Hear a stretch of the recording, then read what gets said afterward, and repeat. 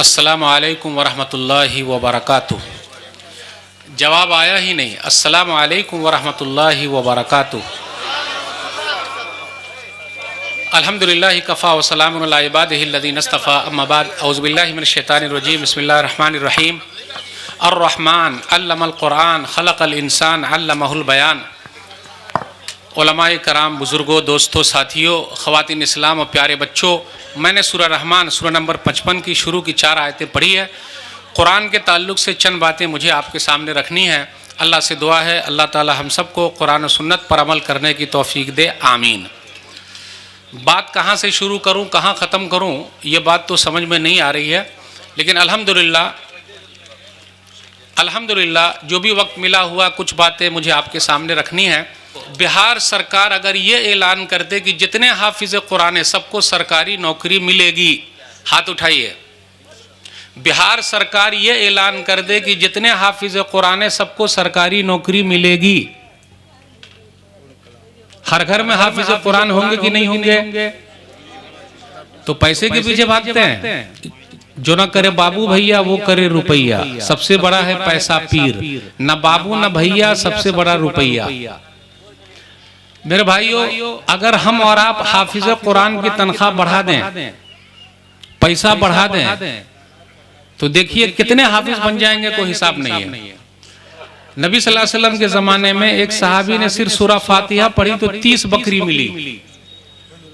सही बुखारी किताब फ़ज़ाइल कुरान हदीस नंबर 5007, 30 बकरी मिली। एक बकरी जो है वो 5000 की मान लेते हैं, तो 30 बकरी कितने की हो गई? अब आप बताइए, सिर्फ सूरह फातिहा पढ़ने पर 1.5 लाख रुपया, और अपने यहाँ तरावी पढ़ाने वाले इमाम साहब को, हाफिज जी को 10 लाख रुपया। लग रहा मेरी उर्दू नहीं आ रही समझ में, देखिए माइक भी समझ रहा है। आप ही बताइए, तरावी पढ़ाने वाले को हमें कुरान से मोहब्बत है? बोलिएगा नहीं। कुरान से मोहब्बत है तो इंग्लिश वाला ट्यूशन ये महंगा है या कुरान वाला ट्यूशन महंगा है? इंग्लिश वाला। बकरीद में बकरा वाला हम सबको बकरा बना देता है। कैसे बकरा बनाता है? उसके ऊपर अल्लाह मोहम्मद लिख के लाता है। वैसा वाला बकरा मार्केट में कितने में बिकेगा? बहुत पैसे में बिकेगा, है ना? इसलिए मेरे भाइयों, जो बकरा बना दे तो हम और आप निकाल के दे देते हैं, और जो इंसान बना दे उनके लिए एक बच्चे को हाफिज बनाना है सिर्फ और सिर्फ 3 साल में। महद इरशाद में इकबाल भाई ने कहा 25 दूना 50, 75 बस। अल्लाह अकबर। कितना फायदा है आप सबका।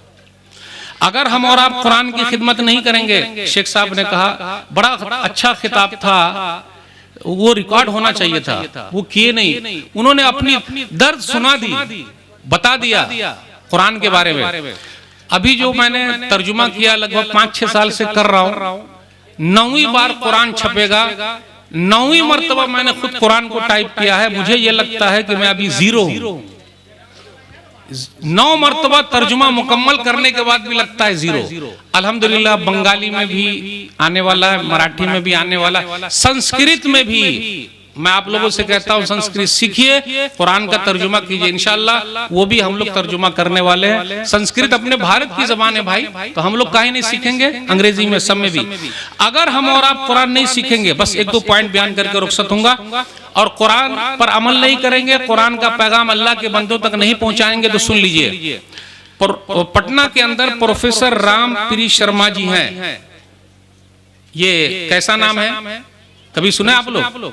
शर्मा जी हैं। उन्होंने मुझे फोन किया कि मदनी साहब, बोला यस, बोला ऐसा। फिर मैं गया मिलने। 80 साल के हैं वो, और 80 साल की उम्र में 15 साल पहले उन्होंने अरबी जबान सीखी, और अरबी जबान सीखकर अभी वो संस्कृत में कुरान का तर्जुमा कर रहे हैं। हम और आप कर रहे हैं? नहीं कीजिएगा, अल्लाह पैदा करे। कुरान से जो भी जुड़ा है वो सरदार है, सरदार से नीचे है ही नहीं। 6 साल का बच्चा हाफिज कुरान है, 75 साल की दादी माँ हाफिज कुरान बनी है अभी कर्नाटक में बेल्लारी के अंदर। आखिरी बात बयान करके रुखसत दूंगा, माँ अगर हाफिज कुरान हो तो उसका असर देखिए। शेख साहब से अपील करूंगा, सिर्फ बेटे ही हाफिज कुरान नहीं, बेटियां भी हाफिज कुरान बनेगी। सुन लीजिए वाकया, बस 1-2 मिनट और लगेगा। 33 साल मियाँ बीवी साथ में रहे और वो जो थी बेचारी दुनिया से चली गई। तो रिपोर्टर ने कहा कि हाफिज साहब दूसरी शादी कर लीजिए। देखिए, शादी का नाम आते ही चेहरे पर मुस्कुराहट आ जाती है, सब लोग हंसने लगते हैं। जिनकी हो गई वो भी हंसने लगते हैं, जिनकी होने वाली वो भी हंसने लगते हैं। अब दूसरी शादी की बात आए तब तो और मुस्कुराहट। लेकिन हाफिज साहब ने कहा कि शादी करना फर्ज थोड़े ना है, नहीं करूंगा। मेरी बीवी में 4 खूबियां थी, गौर से सुनिएगा। बेटिया भी हाफिज कुरान हो तो देख लीजिए बरकत। नंबर 1, मेरा महरजन जो था, मेरी बीवी 18 पारे की हाफिजा, 12 पारे मुझे याद कराना है, यही महरदैन। नंबर 1। नंबर 2, 10 बच्चे पैदा हुए और 10 के 10 हाफिज कुरान। हम और आप अपील कर रहे हैं कि एगो को हाफिज बनाइए। 10 बच्चे और 10 के 10 हाफिज कुरान। वो हाफिज साहब का नाम नहीं लूंगा, वरना आप लोग समझ जाइएगा, उलमा भी समझ जाएंगे, नहीं लेना है।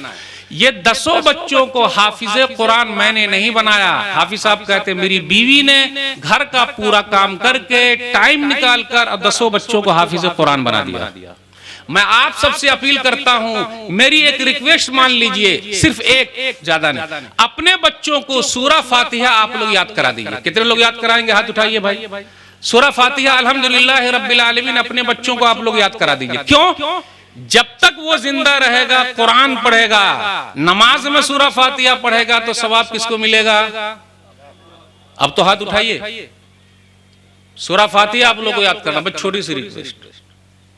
चलिए, हाफिज कुरान बना दिया। नंबर 3, 33 साल तक मियाँ बीवी साथ में रहे, कभी मेरी बीवी ने ये नहीं कहा अरे कैसा कलर आप कपड़ा ले आए हैं, जाइए दूसरा लेकर आइए। हमारी और आपकी वाइफ 10 मरतबा भगाएगी, अब वो कलर वर्ड चॉइस करना नहीं आता, कैसा कपड़ा उठा के ले आए, तो चलिए मैं ही चली जाती हूँ लाने के लिए। बोले नहीं, कभी नहीं, 33 साल में कभी नहीं कहा। यह कुरान की बरकत है, और हम और आप जो यहाँ बैठे हुए ये सिर्फ कुरान की बरकत है। मदीना शरीफ में जो मेरा दाखिला हुआ वो भी कुरान की बरकत है, और आज जो अल्लाह ने इतना बड़ा मर्तबा दिया मुझे वो सिर्फ कुरान की बरकत है और कुछ भी नहीं। आप क्या समझते हैं कुरान में ताकत नहीं है? बिल्कुल ताकत है। आखिरी बात, हाफिज साहब कहते हैं मेरी एक किताब छपी, मेरे पास पैसे नहीं थे, बीवी से कहा जेवर दे दीजिए, फिर वो किताब छप गई। जब मैं पैसा लेकर गया कि जेवर बना लीजिए तो बीवी ने कहा मैंने अल्लाह से सौदा किया, मरने के बाद अल्लाह से लेना। यह हाफिज कुरान बीवी अगर आपके पास है फिर देख लीजिए घर में बरकत ही बरकत है। आप मामूली समझ रहे हैं? इसलिए मेरे भाइयों, कुरान से जुड़िए, शेख साहब का साथ दीजिए, आप भी आगे बढ़िए, बस हिम्मत कर लीजिए, मेरे सब बच्चे अल्लाह के कुरान के खादिम बनेंगे। बस ये चंद बातें थी, इंशाअल्लाह किसी और मुनासिबत से गुफ्तगू करेंगे। अस्सलाम वालेकुम वरहमतुल्लाहि वबरकातुहू। जज़ाकुमुल्लाह खैरल जज़ा। ये थे मुफस्सिर कुरान हज़रत मौलाना सनाउल्लाह साहब मदनी हफ़िज़हुल्लाह।